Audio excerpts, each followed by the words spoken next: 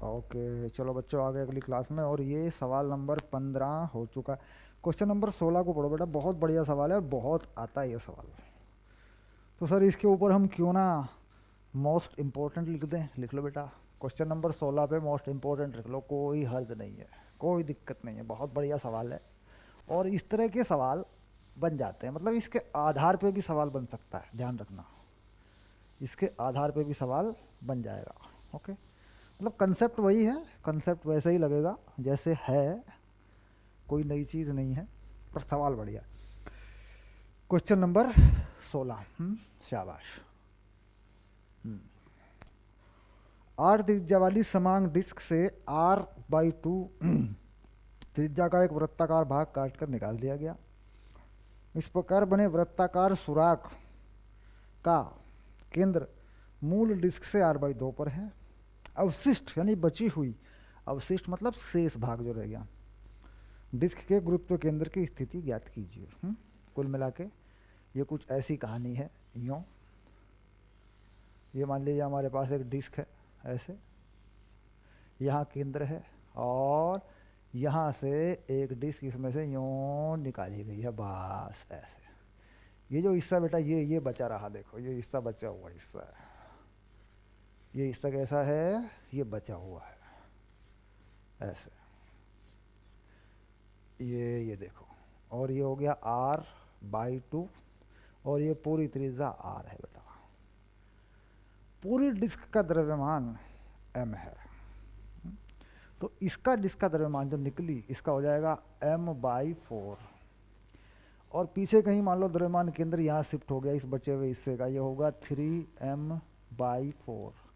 इसको मान लेते बेटा x, 0। और जहाँ पूरी डिस्क का द्रव्यमान है उसे मान लेते हैं 0, 0।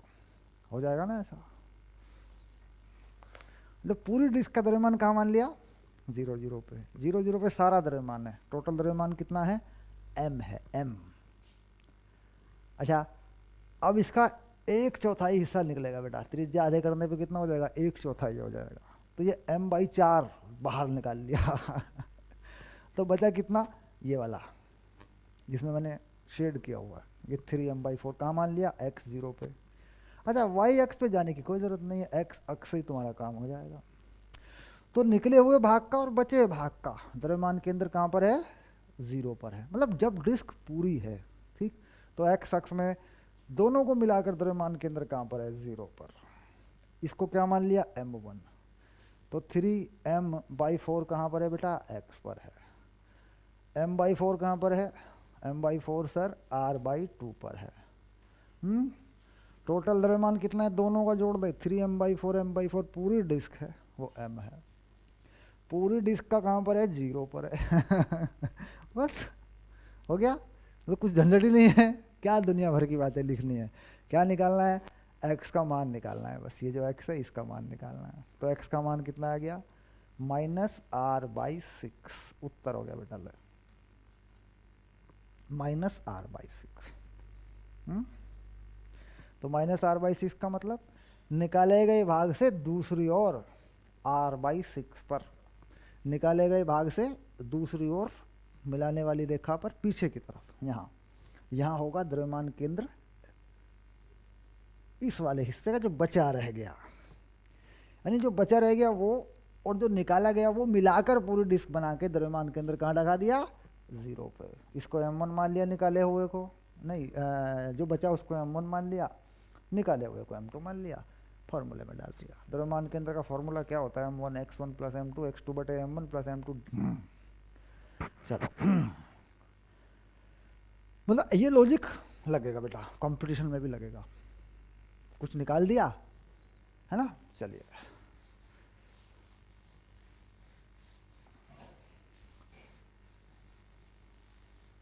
तो था नहीं बढ़िया सवाल, इम्पोर्टेंट था ना, इम्पोर्टेंट सवाल था, बहुत बढ़िया। चलिए 17, क्वेश्चन नंबर 17 देखते हैं क्या 17 में।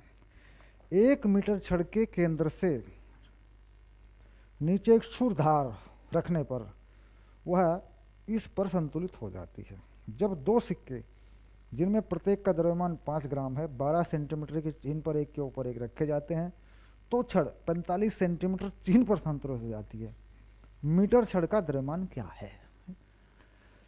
तो मीटर छड़ बना लो बेटा पहले, ये बना ली मीटर छड़। ये मान लीजिए मीटर छड़ है, 1 मीटर इसकी लंबाई है। मीटर छड़ का जो कुल भार है बेटा वो यहाँ W मान लेते हैं, है ना।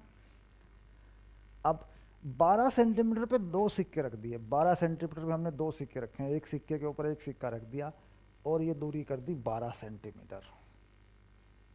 ऐसे तो छड़ संतुलित हो जाती है बेटा 45 सेंटीमीटर पे। ये दूरी कितनी है? ये है 45 सेंटीमीटर। ऐसी कहानी है। ये हो गया छड़ का संतुलन। अच्छा, छड़ का जो द्रव्यमान केंद्र है बिल्कुल बीच में होता है, यानी ये जो दूरी है बेटा ये पूरी दूरी कितनी है? ये है 50 सेंटीमीटर। क्योंकि बताया है कि बिल्कुल 50 सेंटीमीटर मध्य बिंदु पे छड़ संतुलित हो जाती है अगर सिर्फ छड़ हो तो कुल मिला के W की वैल्यू मांग रहा है, छड़ का भार मांग रहा है। और ये सिक्के जो 2 रखे हैं ये है 10 ग्राम। कितने ग्राम के हो जाएंगे? 2 10 ग्राम के। भाई 5 ग्राम का एक है। ये दोनों सिक्के हैं। ये क्या बेटा? ये सिक्के हैं, देखो दोनों यहाँ रखे हैं इसके ऊपर, है ना। तो सिक्कों का भार नीचे पड़ेगा ना, ठीक। अब यहाँ क्या करें, हमें W चाहिए। W निकालने का सिंपल तरीका क्या है हमारे पास? ये बिंदु A मान लो, बिंदु A के परितः आघूर्ण, बिंदु A के परितः आघूर्ण, देखो निकालने से काम चल जाएगा ना। अच्छा, बिंदु A के परितः W कितने पर है? ये दूरी क्या है? ये तो बेटा 5 सेंटीमीटर है ना। ऐसे तो W गुणा 5। अच्छा, ये है किस तरफ को? इसके परितः ये इधर है ना, देखो दाईं तरफ, तो ये कैसा होगा? वामावर्त। तो माइनस लगा दें। वामावर्त अंदर की तरफ होता है ना, ये घुमा दें ना ऐसा, तो अंदर जाएगा अंगूठा, है ना, राइट हैंड स्क्रू रूल वाला, दाएं हाथ वाला जो नियम होता है। हो गया। अच्छा, ये किधर को आएगा? इन सिक्कों का आएगा बेटा इस तरफ को। देख, संतुलन जिस बिंदु के परितः आघूर्ण लिया उससे इस तरफ है ना। होगा कितने पे? ये 45 है, ये 12 है, तो कितना होगा? 33 सेंटीमीटर पे होगा। ऐसे तो ये हो गया प्लस में है कितना? 10/1000 किलोग्राम में। तो ये भी किलोग्राम में हो जाएगा भार फिर, क्योंकि मैंने अगर ये 10 किलोग्राम में लगाया तो ये भी किलोग्राम में हो जाएगा। किलोग्राम भार। अगर मान लीजिए मैं इसको न्यूटन में लगाऊं, mg में लगाऊं, तो मुझे यहाँ भी g लगाना पड़ेगा। तो मान लूँ कि W किलोग्राम भार है, ये मान लिया किलोग्राम भार लगा दिया मैंने ऐसे। ओके, तो यहाँ पे मेरे को किलोग्राम में लगाना पड़ेगा। तो 10 ग्राम में कितने किलोग्राम होंगे? 10/1000। सिंपल है। तो मतलब जी से गुणा मैंने किया ही नहीं, क्योंकि तुलना हो रही है, तो मैंने द्रव्यमान को ही किलोग्राम भार मानते हुए लिख दिया इसमें। तो किलोग्राम ये बन गया। है कितने पे? 33 पे। सेंटीमीटर लगाए दोनों, हालांकि ये मीटर में होना चाहिए था, ये दूरी मीटर में होनी चाहिए, लेकिन चूंकि सेंटीमीटर में ही दोनों लगाए हैं, दोनों ही किलोग्राम में लगाए हैं, तो कुल आघूर्ण 0, है ना। तो W का वैल्यू आ गया बेटा, कितना आ गया? 33 गुना 10/1000/5, ये आ गया। तो कितना आएगा ये W?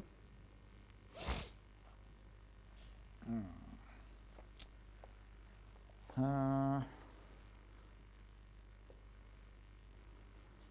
10 ग्राम। तो ये किलोग्राम में आएगा बेटा। ये किस में आएगा? किलोग्राम में। अब किलोग्राम में आएगा तो ठीक है, वो फिर ग्राम बना लेंगे बाद में उसको, या ग्राम में चाहिए तो इस 1000 को मत लगाओ। हाँ, तो किलोग्राम में आ जाएगा बेटा। ये कट गया तो 6.6/100 ये आ गया किलोग्राम। अच्छा, ग्राम बना दूं तो 1000 से गुना कर दूं तो आ गया 66 ग्राम। 66 ग्राम भी तो आ जाएगा ऐसे। किलोग्राम को 1000 से गुना कर दूं तो क्या आ जाएगा? 66 ग्राम। तो देखो दोनों तुम्हारे उत्तर हैं, कोई सा भी लिख दो, किलोग्राम का उत्तर लिख दो या ग्राम का उत्तर लिख दो, कोई दिक्कत नहीं। चलिए आगे देखते हैं अगला सवाल। 17 नंबर, 18 नंबर को देख ले बेटा। 18 नंबर को इधर लिख लेंगे। देखो कितनी जगह पड़ी है हमारे पास। 18 नंबर यहाँ कर लेंगे। देखो क्या 18 में है, ढूंढते हैं। 18 नंबर को इधर कर लेंगे, शाबाश। चलिए पढ़ लो 18 नंबर को, पढ़ो बेटा, शाबाश।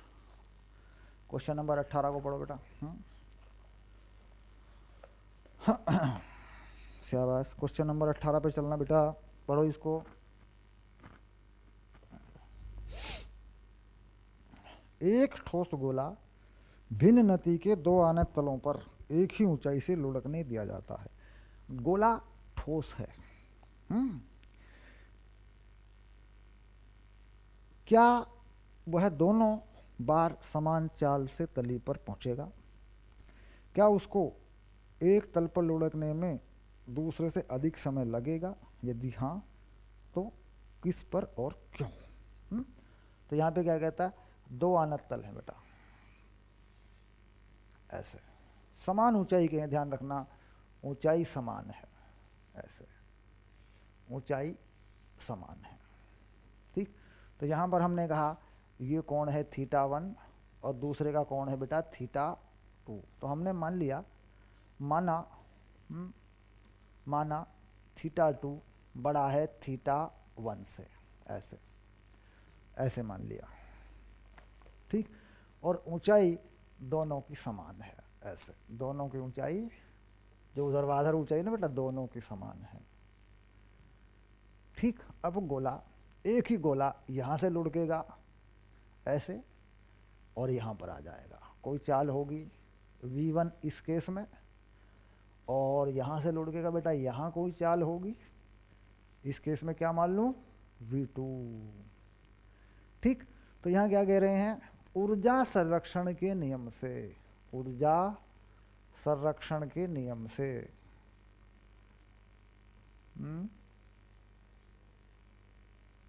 क्या कह रहे हैं, दोनों स्थितियों में गोले को समान ऊर्जा mgh प्राप्त हुई। कैसी प्राप्त हुई बेटा, mgh। अतः V1 बराबर V2,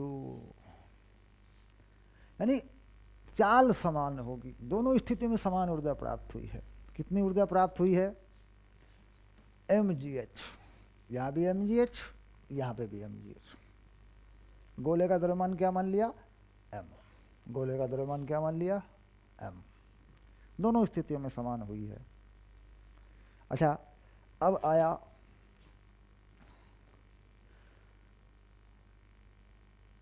θ1 के लिए गोले ने अधिक दूरी तय की है, अधिक दूरी तय की है, अतः समय अधिक लगेगा, अधिक लगेगा। तो यहाँ का समय T1 बड़ा होगा T2 से, बिल्कुल सिंपल सी बात है, दूरी अधिक तय की है तो समय कहाँ लगेगा ज़्यादा, यहाँ पर लगेगा। θ1 पे दूरी अधिक है ना, क्योंकि थीटा कोण कम है, भाई ये कोण कम है तो दूरी अधिक हो जाएगी, कोण ज़्यादा होगा तो दूरी छोटी हो जाएगी। तो दूरी का कंसेप्ट सिंपल लगा सकते हैं। हालांकि त्वरण वाला कंसेप्ट भी मानेंगे, भाई त्वरण किस पे कम है किस पे ज़्यादा है, त्वरण में होता है थीटा साइन थीटा, तो त्वरण कम होगा बेटा। यहाँ पे त्वरण देखेंगे, त्वरण क्या होता है, जी साइन थीटा के हिसाब से आता है ना, थीटा पर निर्भर करता है त्वरण सीधे सीधे। तो अगर थीटा कोण ज़्यादा है तो त्वरण ज़्यादा है, तो इसका मतलब यहाँ जल्दी पहुँचेगा, यहाँ देर में पहुँचेगा, ऊपर से दूरी भी ज़्यादा है तो खैर दूरी वाला कंसेप्ट लगा सकते हैं, भाई दूरी ज़्यादा तय की है तो टाइम ज़्यादा लगेगा। सिंपल सवाल था। चलिए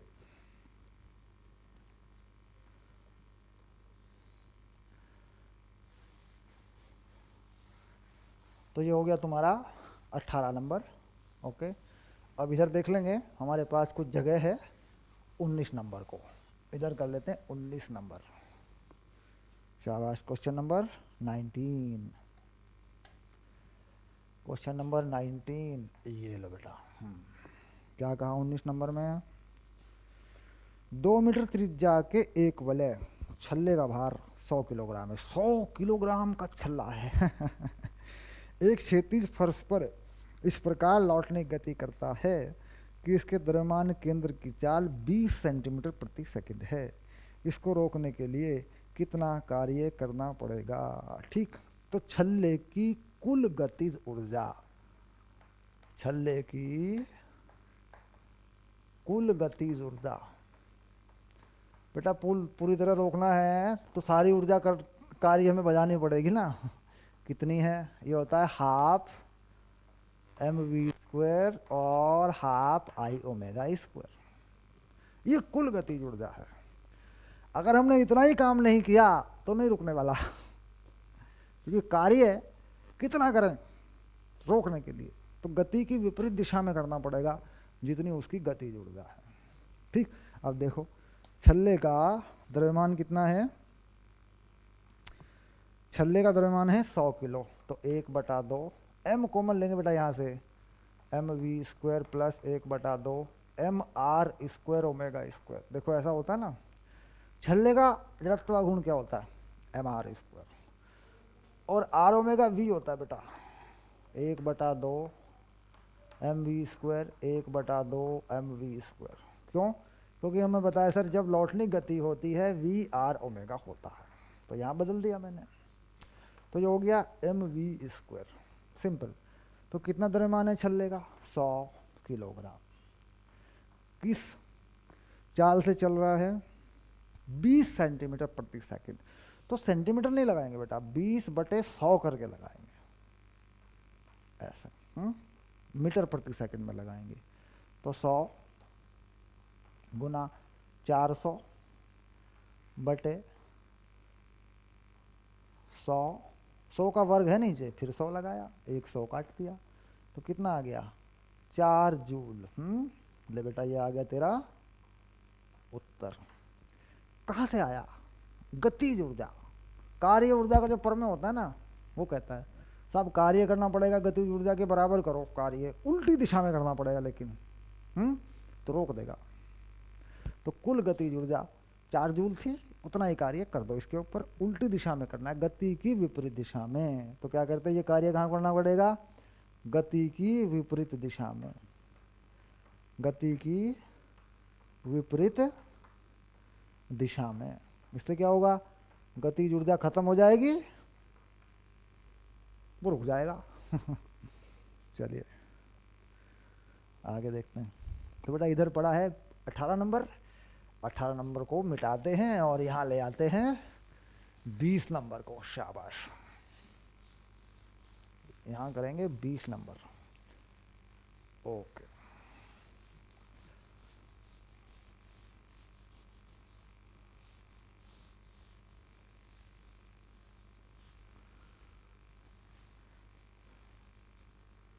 शाबाश। चलिए 20 नंबर को पढ़ लो बच्चों, क्वेश्चन नंबर 20 को पढ़ लो बेटा। शाबाश। ऑक्सीजन परमाणु का द्रव्यमान 5.3 10⁻⁻26 किलोग्राम है। इसके केंद्र से होकर गुजरने वाली और इसके दोनों परमाणुओं को मिलाने वाली रेखा के लंबवत अक्ष के परिजत्वाघूर्ण इतना है। मान लीजिए कि गैस के ऐसे अणु औसत चाल 500 मीटर प्रति सेकंड से चलते हैं। इसके घूर्णन गतिज ऊर्जा स्थानांतरण की गतिज ऊर्जा की 2/3 है। अणु का औसत कोणीय वेग ज्ञात कीजिए, कोणीय वेग ज्ञात कीजिए, रोटेशन कितना है। तो इसमें क्या है बेटा, ये चल भी रहा है घूम भी रहा है, यानी घूमते हुए चल रहा है। तो इसका मतलब ये क्या हो जाएगा? कुल गतिज ऊर्जा, कुल गतिज ऊर्जा। तो वही कहानी है, ये दोनों पद लगेंगे बेटा, घूमते हुए चल रहा है।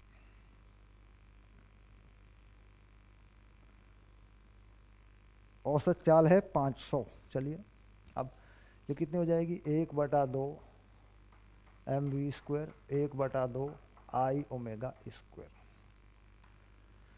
अब यहाँ पर एम वी स्क्वायर, हमारे पास वी है बेटा, और ये जो घूर्णन गतिज ऊर्जा है, देखो ये कह रहा है, मान लीजिए गैस के अणु की औसत चालित ने घूर्णन की गतिज ऊर्जा स्थानांतरण की गतिज ऊर्जा की 2/3 है। यानी जो घूर्णन की गतिज ऊर्जा है 1/2 आई ओमेगा स्क्वायर, ये 2/3 है 1/2 एम वी स्क्वायर के। ये कहानी है। अच्छा, जड़त्व आघूर्ण बेटा बताया गया है, जड़त्व आघूर्ण बताया गया है 1/2। कितना जड़त्व आघूर्ण बताया गया है? 1.94 10 की पावर -46, 1.94 गुना 10 की पावर -46 ये बताया गया है बेटा जड़त्व आघूर्ण। ओमेगा स्क्वायर का हमें पता नहीं है, ओमेगा हमें पता नहीं है, कोणीय चाल हमें नहीं पता। अच्छा, अब 2/3 1/2 द्रव्यमान बताया गया है बेटा, ऑक्सीजन अणु का द्रव्यमान 5.3 गुणा 10 की पावर -26 ये है बेटा। चल रहा है वी स्क्वायर 500 मीटर पर सेकंड से, यहाँ 500 का वर्ग गुणा में आ जाएगा, 3/2 1/2 एम वी स्क्वायर। शाबाश। कोणीय वेग ज्ञात कीजिए। कोणीय वेग बेटा यहाँ से निकलेगा, ये ओमेगा का मान है, यहाँ से निकलेगा। ठीक, अब देखो कैसे निकलेगा। इस ओमेगा को निकालने का फंडा 1/2 को काट लो पहले तो। अच्छा, इसके बाद ये जो पावर है बेटा 26, ये है 46, तो इसको 20 बना लो। ओमेगा स्क्वायर में 10 की पावर 20 तो बेटा सेपरेट आ गया मेरे पास। कहाँ से आया? ये 26 है, ये 20 है, तो 40 हो जाएगा, प्लस का हो जाएगा, 26 घट जाएगा तो 20 बचेंगे। ये देखो 20 आ गया। इसके बाद 2/3 को यहीं रखा रहने दो ऐसे। 500 का स्क्वायर है बेटा, इसको भी यहीं लिख ले, 500 का स्क्वायर ये रहा, ये वाला। 5.3 को भी यहीं रहने दे, ये वाली चीज़ है देखो। 1.94 को नीचे ले जा ऐसा, बस ये आ गया। देख, अब जब ओमेगा निकालेगा तो इसका वर्गमूल करेगा। देख, 10 की पावर 20 का वर्गमूल कितना हो गया? 10 की पावर 10। 500 का स्क्वायर है, इसका हो गया 500 ऐसे। अच्छा, ये जो 5.3 है, इसको 2 से गुणा करेगा, 3 से भाग करेगा, है ना, तो इसका वर्गमूल यहाँ लिख दे बेटा ऐसे, 5.3 गुना 2/3 और नीचे 1.94 ये वर्गमूल में डाल दे यहाँ नीचे, है ना। तो हल कर ले इसको, वैल्यू कितनी आ रही है इसको निकाल के देख लेना बेटा। ये आ रही है 675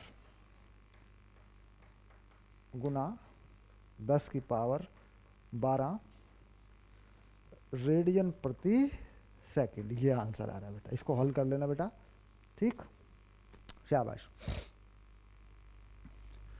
डन।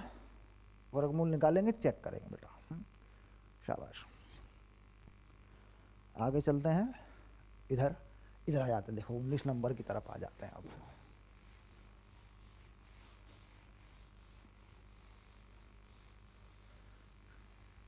शाबाश, तो कुछ समझ में आ रहा होगा, बड़े बड़े फॉर्मूले तुमने देख लिए हैं तो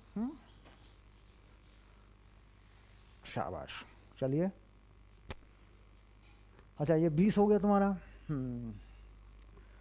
21 नंबर 21, शाबाश। क्या कहा?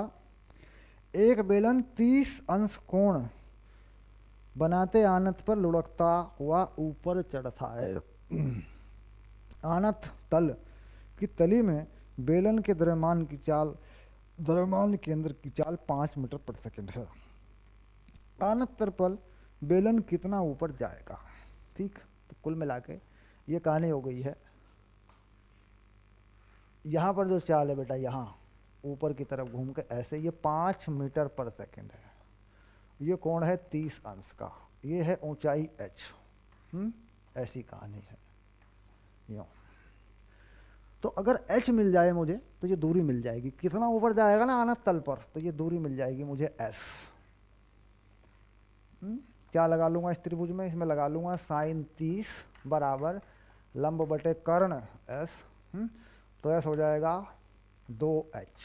ध्यान रखना बेटा, देख क्योंकि साइन 30 का मान क्या होता है 1/2, तो एस का मान 2h हो जाएगा। अच्छा एच मुझे कैसे मिलेगा, मुझे बेटा एच ऐसे मिलेगा mgh 1/2 mv² plus 1/2 I omega square, ये मैं जानता हूँ। बेलन के पास घूर्णन गतिज ऊर्जा है, घूमते हुए बेलन ऊपर चढ़ रहा है, और गतिज ऊर्जा भी है 5 मीटर पर सेकंड से वो चल भी रहा है। इसके बाद बेलन है तो इसका मोमेंट ऑफ इनर्शिया यानी जड़त्व आघूर्ण आप जानते हैं 1/2, ये होगा mr²/2 omega square. Are omega को बेटा आप जानते हैं ये v होता है, जब लुढ़कता है लौटने की गति करता है, लुढ़कते हुए बेलन ऊपर चढ़ेगा, तो ये कितना हो गया 1/2 3/2 mv² ये आ गया बेटा, ये हो गया mgh, ऐसा पद बन जाएगा। तो m से m काट लिया तूने, h आ जाएगा बेटा 3/4 v²/g आएगा बेटा ऐसे, ये आ जाएगा देखो। अच्छा वैल्यू लगा लो, कितना आ गया 3, 5 का स्क्वायर, क्योंकि v तो बेटा 5 है ना द्रव्यमान केंद्र का, 4 g को बेटा 10 लगा लो थोड़ी देर के लिए लगभग मान, क्योंकि g का कोई मान यहाँ दिया नहीं, तो 9.8 लगा लो, क्या फर्क पड़ रहा है, मैंने 10 लगा दिया बेटा। कितना हो गया 25 या 75/40, ये आ गया देखो, ये आ गया मीटर में। अच्छा बेटा s मिल जाएगा, s कितना था 2h, तो 2 गुना 75/40, तो ये हो गया 150/40। कितना हो जाएगा, 0 काट लो, 15/2, मतलब 3.75, ऐसा कुछ होगा ना, 3.7 मीटर आ गया बेटा, ये आंसर आ गया। ये दूरी कितनी आई है बच्चों, 3.7 आ गई लगभग, ऐसे लो। अगर जी का मान तुम 9.8 लगाओगे ना तो भी 3.7 से कुछ कम आ जाएगी, तो 3.75 से, तो फिर 3.7 ही आ जाएगी पूरी, 3.7। ठीक, अब इसके बाद क्या करा, वापस तली तक लौट आने में कितना समय लगेगा, यानी जाएगा पहले फिर आएगा, कितना समय लगेगा, वो समय कैसे निकालोगे। तो त्वरण देखना पड़ेगा बेटा, कितना त्वरण होता है, इसी सवाल को आगे करेंगे, समय निकालेंगे बेटा। चलिए, तो यहाँ से 20 नंबर हटा लें, इसको करेंगे बाद में, इधर इसको कर देंगे, फिर दूसरा भाग है ना इसमें, कितना समय लगेगा। तो आनत तल पर आने और जाने में है ना त्वरण हमें चाहिए, त्वरण, क्योंकि त्वरण से पता करेंगे ना बेटा कितने समय में चाल शून्य हो जाएगी। हाँ शाबाश।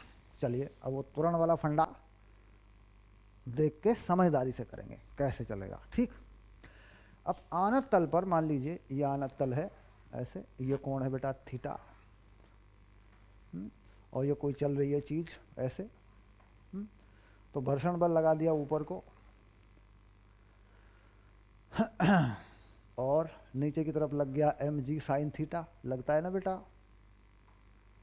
तो घर्षण बल r त्रिज्या पर बल आघूर्ण लगाएगा, तो एफ आर ये होता है आई एल्फा।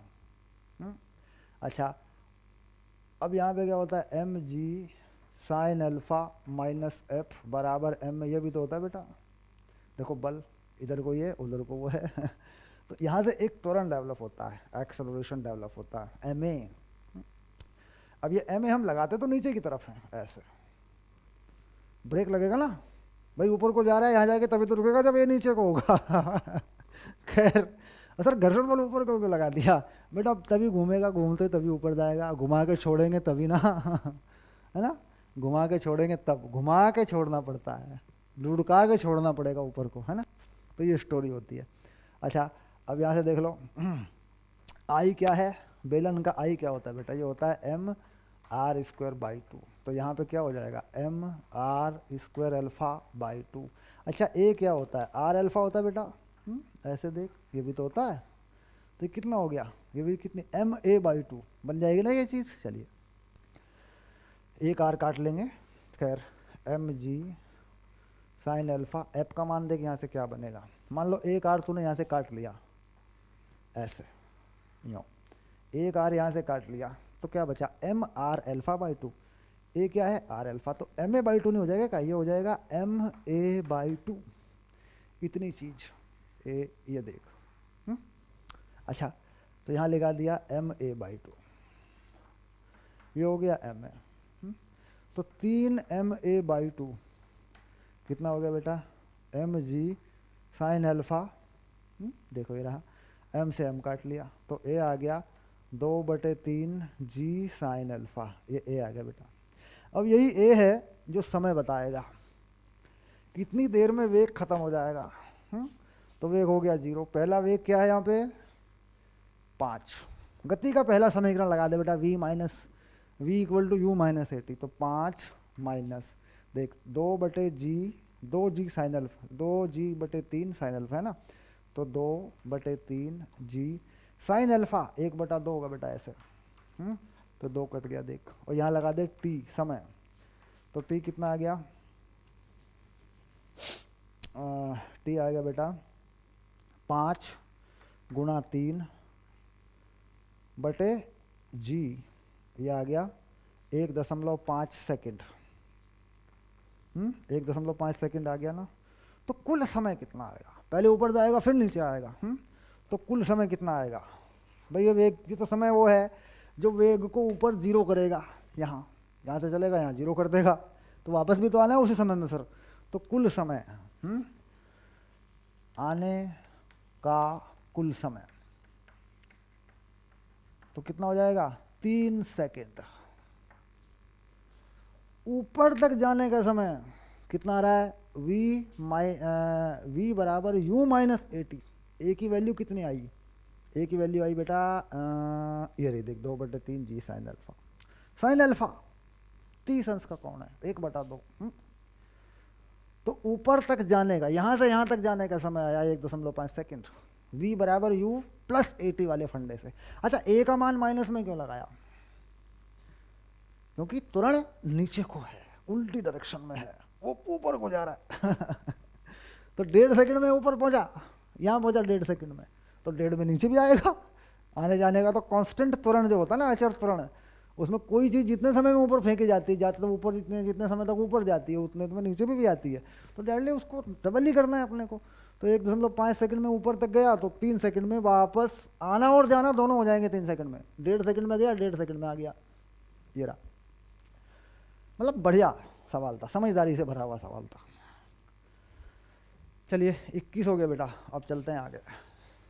तो तुम्हें लग रहा है बच्चों कुछ बड़े बड़े सवाल आने शुरू हो गए हैं, मतलब कुछ ज़्यादा चीज़ें निकालनी पड़ रही हैं सर, बड़ा हो गया अब तो मामला।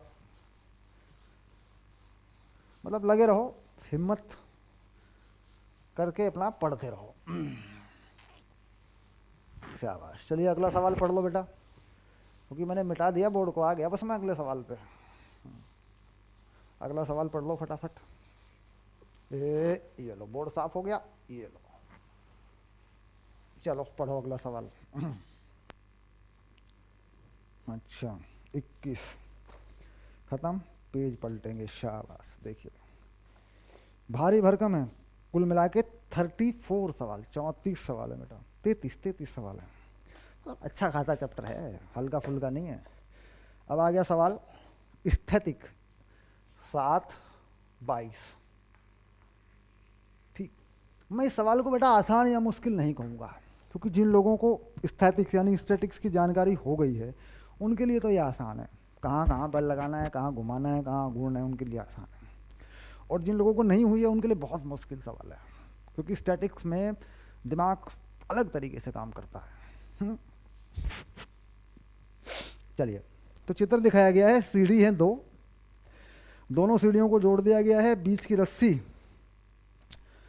जो है बी और सी 1.6 है, और ये सीढ़ी लगाई गई है, 0.5 मीटर की रस्सी लगाई गई है, और 1.2 मीटर पर एक भार लटका दिया गया है, 40 किलो का है। फर्श घर्षण रहित है, रस्सी में तनाव चाहिए, और रस्सी में तनाव और सीढ़ी पर फर्श द्वारा लगाया गया बल ज्ञात कीजिए। मतलब 2 जगह सीढ़ी है तो बल कितने होंगे, ये कुल मिला के इस तरह का सवाल है। तो कुल मिला के यहाँ ये कुछ पॉइंट लगाने पड़ेंगे बेटा, मुझे थोड़ा सीढ़ी को बड़ा करके मुझे दिखाना पड़ेगा यहाँ। ऐसे तो बेटा ये सीढ़ी, एक सीढ़ी तो ये है, देखो ऐसे, एक सीढ़ी ये है बेटा ऐसे, और यहाँ पर सीढ़ी के बिल्कुल बीच में ये पॉइंट हैं दो, और यहाँ एक रस्सी जोड़ दी बेटा ऐसे, और ये फर्श हो गया बेटा ऐसे। फर्श, जो फर्श है ये फर्श कुछ ऐसा है ना। अब सीढ़ी फर्श पर है, सीढ़ी के दो सीढ़े फर्श पे रखे हैं, तो यहाँ मान लेता हूँ सीढ़ी की प्रतिक्रिया इस फर्श पे यहाँ हो गई है बेटा N2, मतलब बल लगेगा फर्श के लंबवत, टिकी हुई है ना यहाँ पे, और यहाँ हो गई N1। बड़ी सिंपल सी बात है। ओके, अच्छा अब ये जो पूरी दूरी है यहाँ से यहाँ तक की, ये पूरी दूरी ये है बेटा 0.5 मीटर ऐसे। ये रस्सी की लंबाई है बेटा, जो रस्सी बांध रखी है, और दोनों सीढ़ी बराबर है, मतलब मध्य बिंदु बिल्कुल ऐसे आता है, यहाँ पे आता है बिल्कुल। और पूरी रस्सी के 3 हिस्से, मतलब 2 हिस्से किए, और उसके बाद फिर आधे हिस्से पर ये बल लगा दिया, यानी इसके कुल मिला के 4 हिस्से करते हैं ऐसे, 1 2, तो ये है 0.4 मीटर ये वाली चीज़, और यहाँ पर एक भार लटका दिया बेटा W, और W की वैल्यू है 40 kg, ये वाली चीज़ है ऐसे, ठीक। अच्छा ये एक पॉइंट है, मान लो A, ये पॉइंट है B, ऐसा हो गया, देखो AB, तो AB कितना होगा, AB कितना होगा बेटा, देखो आधा आधा हो गया, AB होगा, ये पूरा का पूरा मान लो 0.25 है, क्योंकि तो मध्य बिंदु है ना बेटा, 0.25, तो ये इसका आधा होगा, क्योंकि पूरी की पूरी ना बेटा ये 0.8 है, तो समरूप त्रिभुज वाला फंडा लगा लो भाई, ये अगर आधी हो गई तो ये त्रिभुज, ये वाला छोटा त्रिभुज भी आधा हो जाएगा, तो ये AB कितनी हो जाएगी 0.125 मीटर ऐसे, ये वाली दूरी। अच्छा अब इसके बाद ये पूरा आधा मीटर है, तो यहाँ मान लो पॉइंट M, यहाँ मान लो पॉइंट P, तो MP कितना हो जाएगा बेटा, ध्यान देख, MP हो जाएगा पूरा 1 मीटर, क्योंकि त्रिभुज डबल हो गया पूरा, इस त्रिभुज का डबल है पूरा त्रिभुज, तो ये अगर आधा मीटर है तो ये 1 मीटर होगा, ठीक। चलिए, तो ये छोटी मोटी चीज़ें आ गई हैं। अब इसके बाद ये बिंदु मान लिया मैंने S, ऊपर वाला। अब ऊपर वाला जहाँ दोनों सीढ़ियाँ भिड़ी हुई हैं, वहाँ अगर कोई बल लग भी रहा है तो बल उस केस में नहीं लगेगा जब मैं S के परितः आघूर्ण निकाल दूँ, तब नहीं काम करेगा वो, ठीक। अच्छा रस्सी में तनाव एक दूसरे की तरफ बेटा ऐसे T लगेगा, एक दूसरे की तरफ, यूँ रस्सी में तनाव तो ऐसे ही लगेगा, एक दूसरे की तरफ ही होते हैं तनाव, ठीक। अब आई बात कि हम पहले क्या निकालें, किस बिंदु के परितः हम आघूर्ण लगा सकते हैं, किस बिंदु के परितः। अब देखो बेटा, यहाँ अगर मैं इस बिंदु M के परितः आघूर्ण लगाता हूँ तो ये बल खत्म हो गया, T का लगेगा इधर को, एक इधर को, दोनों की दूरी समान है, वो भी खत्म हो गया, इसमें भी कोई बल इधर को लगेगा, इधर को, इसका भी खत्म हो गया। तो इस बिंदु के परितः अगर मैं आघूर्ण लगाता हूँ तो मेरा ये लगेगा N2 और ये W वाला लगेगा, बिंदु M के परितः आघूर्ण, बिंदु M के परितः आघूर्ण, ये बात मुझे समझनी है, बिंदु M के परितः, तो N1 का तो होगा ही नहीं, अगर इस T1 का T का इधर को लूंगा तो T का इधर को भी होगा, तो सुने यहाँ मान लो कोई बल लग भी रहे हैं, अगर उनका लूंगा तो वो भी एक इधर से दोनों लगे हुए हैं, उनका भी खत्म हो गया, एक का इधर से चलेगा, एक का उधर को, एक का दक्षिणावर्त, एक का वामावर्त। अब बात आती है W का, तो W की लंबवत दूरी मुझे देखनी है जरा, ये लंबवत दूरी है, देख ये वाली, ये दूरी कितनी होगी, ये वाली दूरी देख, ये दूरी यहाँ से इस छोटे त्रिभुज के बराबर है 0.25, ये होगी बेटा यहाँ से लेके यहाँ तक 0.125 जोड़ूंगा, ये दूरी होगी 0.375, ये देख ये वाली दूरी, और ये W पर है, W नीचे की तरफ है ऐसा, और इसका आघूर्ण कैसा होगा, अंदर की तरफ, तो माइनस W 0.375 ये आ गया, इस W का भार का M के परितः ये लगेगी दूरी। अच्छा इसके बाद ये वाली चीज, ये दूरी, क्योंकि m के परितः w का तो लगा दिया, अब n2 भी तो है। अगर मैं m2 को देखो तो n2 है, n2 का ऐसा होगा यूँ घूम के आएगा n2, बाकी किसी का कुछ नहीं है, तो n2 का प्लस में हो जाएगा ऐसे। कितनी दूरी है ये? पूरी दूरी कितनी है? 1 मीटर, तो 0, मतलब एक लाइन में n2 की वैल्यू मिल रही है यहाँ से। तो n2 कितना होगा? w 0.375। अच्छा n2 है कितना, कितने किलोग्राम की है? 40 किलोग्राम की ना। ये है 40 किलोग्राम की, तो 40 किलोग्राम, जी की वैल्यू 9.8, क्योंकि भार लगेगा बेटा, और 0.375, ये वैल्यू कितनी आ जाएगी? 400 4 3 12, ये वैल्यू आ रही बेटा 147 न्यूटन, ये वैल्यू आ रही। n2 आ गया, n2 आ गया, बाकी कोई झंझट नहीं, हमें चक्कर में नहीं पड़ना। हमें निकालना क्या है? हमें निकालना है तनाव, यानी टेंशन, है ना। हमें निकालना है टेंशन यानी तनाव। अच्छा दूसरी बात एक और भी है कि अगर मैं नीचे की तरफ लगा हुआ बल देखूं, सारे सिस्टम पे नीचे की तरफ लगा हुआ बल, तो क्या है? W। नीचे की तरफ लगा हुआ बल क्या है? W। ऊपर की तरफ लगे हुए बल क्या है? जहाँ पे सीढ़ी रखी है, N1 प्लस N2। अच्छा N2 की वैल्यू आ गई, तो N1 की वैल्यू कितनी आएगी बेटा? देखो ये W 40 किलोग्राम भार है, तो ये हो गया 40 9.8 माइनस N2 कितना आ रहा है? 147। तो सॉल्व कर ले बेटा, ये आएगा 245 न्यूटन। भाई नीचे की तरफ बल कितना है? सिर्फ भार है, बस सीढ़ी में तो भार है नहीं, ऊपर की तरफ सीढ़ी टिकी हुई है जहाँ पर दो प्रतिक्रियाएं N1 प्लस N2, ऐसे हो गया। तो N1 N2 दोनों निकल गए। ये कितनी आ गई? 245 न्यूटन। ये कितनी आ गई? 147 न्यूटन, ऐसे। अच्छा अब बात करोगे तुम टेंशन कैसे निकलेगी, तनाव कैसे निकलेगा? तो तनाव निकालने के लिए क्या बेटा? S के परितः आघूर्ण लगा लो इस सीढ़ी पे, S के परितः। अब देखिए टेंशन इधर को जा रही है, तो ये दूरी कितनी होगी? ये वाली, इसे मान लो तुम Z, लंबवत दूरी। अच्छा अब इधर से लगाओ N2 का, तो N2 में लगेगी ये 0.5 है बेटा, ये यहाँ से देखो, क्योंकि N2 का लंबवत N2 ऐसे जाएगा ना यूँ, तो ये बनेगा लंबवत ऐसे। इधर को कौन जा रहा है? N2। तो S के परितः आघूर्ण, S के परितः आघूर्ण ये लगा दिया।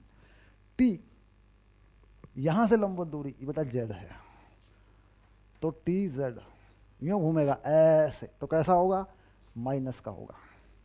इस T का, इस वाले T का, इस वाली सीढ़ी पे यूं घूम गएगा, तो माइनस का हो गया। अच्छा इसका कैसे घूमेगा? देखो N2 का यूं प्लस को बाहर को आएगा, तो प्लस हो गया। N2 कितने पे आया? 0.5 पे आया, टोटल हो गया 0। इस वाली सीढ़ी पे लगाया है T और N2 का, इस वाली सीढ़ी पे लगाने की जरूरत नहीं है, क्योंकि T मुझे इसी से मिल जाएगा।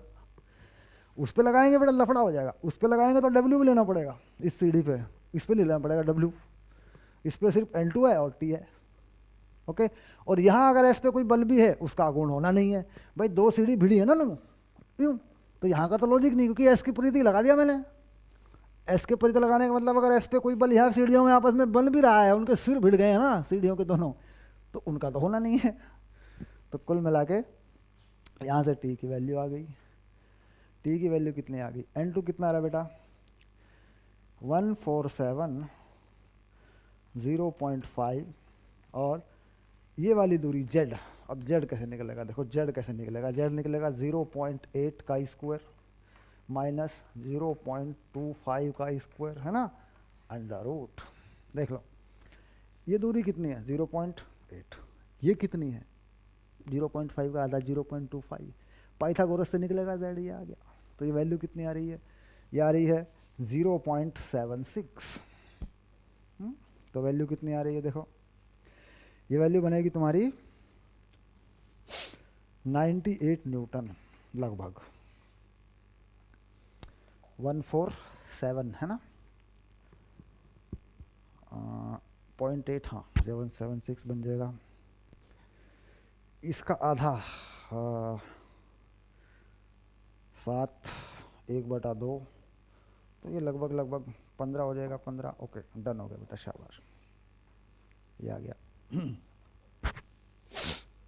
तो 98 न्यूटन का, इसको सॉल्व करके देख बेटा, लगभग 98 न्यूटन आ जाएगा भाई। 0.5 को तो 1/2 लिख सकते हैं ना, ये हो गया। अब 76 वैसे 1/2, तो ये तो 1.5 15 के आसपास, तो सब 1.5 हो गया। ये वैल्यू कितनी आ रही है? 98 न्यूटन। मिला के देखना बेटा, पूरा सॉल्व कर लेना। कैसे क्या क्या लगाया है इस बात को ठीक से समझना, कौन कौन सी चीज़ कहाँ कहाँ लगी है। कुल मिला के 2 इक्वेशन, एक ये एक ये आघूर्ण वाले हैं, और बेटा ये सिंपल बल वाला है। मतलब N2 निकाल लिया आघूर्ण लगा के इस इक्वेशन से, तो N1 प्लस N2 टोटल भार कितना है? 40 किलोग्राम का भार है, तो N1 तो आ ही जाएगा। N1 निकाला, ख़त्म कहानी। अब इस वाली सीढ़ी पे मैंने S के प्रति आघूर्ण लगा दिया, तो तनाव भी लग गया। देखो तनाव की लंबवत दूरी, इधर से तनाव दोनों तरफ से होता है ना एक दूसरे की तरफ, तो ये भी लग गई, इधर ये N2 लग गया, इन दोनों से काम हो गया, तनाव पे आ गया। ठीक, शाबाश। चलिए, कुछ थोड़ा थोड़ा समझ में आ रहा होगा सर, ये तो बड़ा अजीब सा सवाल था। चलिए, मतलब मैं यही कह रहा था, इस चैप्टर जो है छोड़ जाते हैं लोग, इसको हिम्मत हार जाते हैं। सबसे पहले टीचर ही छोड़ देते हैं, बच्चे तो बहुत बाद में छोड़ेंगे बेटा। टीचर ही छोड़ देते हैं, पलायन कर जाते हैं, पलायन। घूर्णन गति से पलायन करो, रोटेशनल मोशन से पलायन कर लो।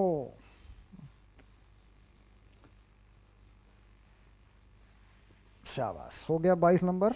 आगे बढ़ते हैं।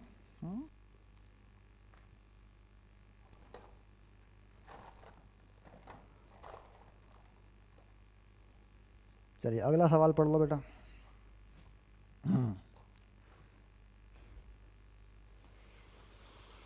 हाँ, चलते चलें, आगे बढ़ते चलें। शाबाश, अगली क्लास में ले लें बेटा। लगभग 50 मिनट का लेक्चर हो गया, अगली क्लास में ले लेते हैं।